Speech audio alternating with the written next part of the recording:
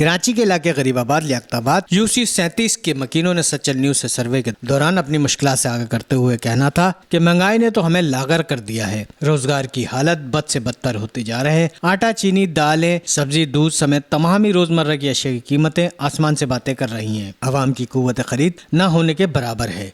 रोज कमाने और खाने वालों के घरों में फाका कशी हो रही है। हुक्मरान सियासत चमकाने में लगे हुए हैं। गरीब आवाम की हाल पर रहम नहीं किया जा रहा। हुकूमत महंगाई को कंट्रोल करे या फिर रोजगार फराम करे। हर चीज के दाम बढ़ा दिए गए। अभी ये हाल है, आगे रमजान आ रहे हैं, इसमें महंगाई कहाँ तक जाएगी, इस फिक्र ने हमें आधा कर दिया। महंगाई हो रही है, हर जगह महंगाई।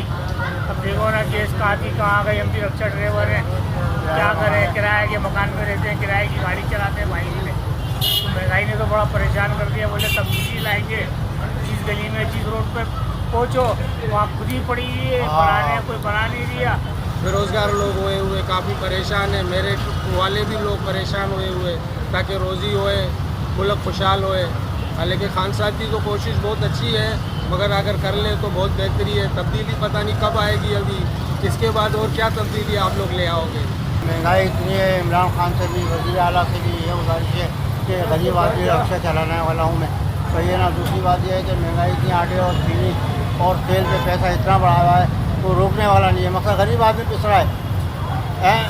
ऐसे हालात हो गए कि हर आदमी बिजली से परेशान है, इसको पानी से परेशान, ऊपर से महंगाई से परेशान है। ये जो महंगाई का जो दौर है ना, इस महंगाई के दौर को लिए इसको इन्होंने गजब करना चाहिए ताकि इससे जो है गरीब आदमी को आगे रमज़ान के उसमें कोई सहूलत मिले। दूसरी बात ये है कि अगर आवाम को सहूलत मिलेगी तो आवाम जो है वो इमरान खान के साथ होगी, सदर पहचान के साथ होगी।